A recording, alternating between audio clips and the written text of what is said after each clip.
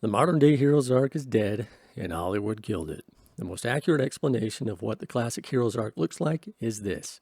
It's a detailed explanation written by Christopher Vogler, and it gets the job done by breaking down what a hero's journey looks like. There are many classic heroes takes out there, from Dante to Beowulf, Achilles to Perseus, Harry Potter to Frodo. They all follow the same basic, time-tested, long-standing, traditional storytelling that almost everyone loves. But for quite possibly the best and arguably the most famous hero's journey ever, you need to look no further than this guy. Luke starts out on a small world living an ordinary life. He gets called to adventure when these two show up at his door. Luke meets his mentor, then refuses the call to go learn the ways of the Force.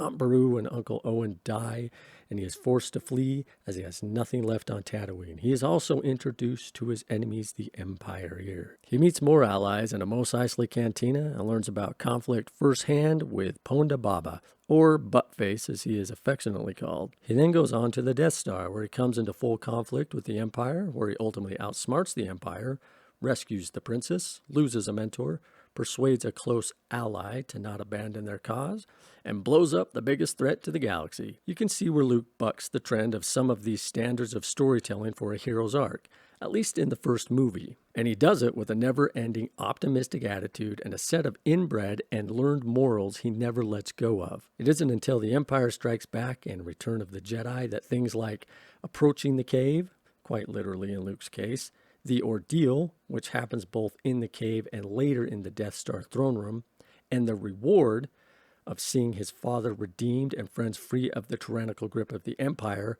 come to fruition. Luke's complete hero's arc, the road back, resurrection, and obtaining the elixir, conclude in the Star Wars expanded universe, mostly in the books, but also in the comics and some of the games, which Disney ever so disgustingly killed off and decanonized, only to go back and steal storylines from it whenever it suited their purposes. The stories they choose to steal are always the lame ones, or the ones that support their ultra-woke, virtue-signaling Marxist political agenda. And folks, I got shocking news for you. You can't tell a classic hero story when we have to pause the movie or show every 10 seconds to shamelessly pander to a corrupt and fundamentally flawed ideology. The hero's arc is based on one thing more than anything else: plain old-fashioned common sense style goodness, often derived from a strong base of morals and sound core beliefs like selflessness, sacrifice, integrity,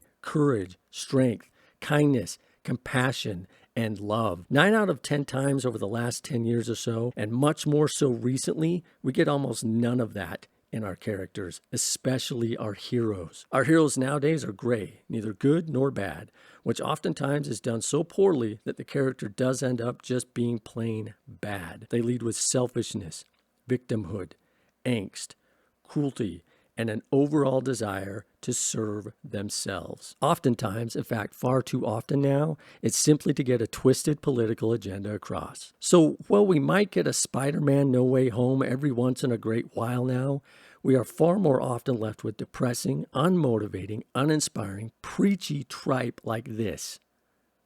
This.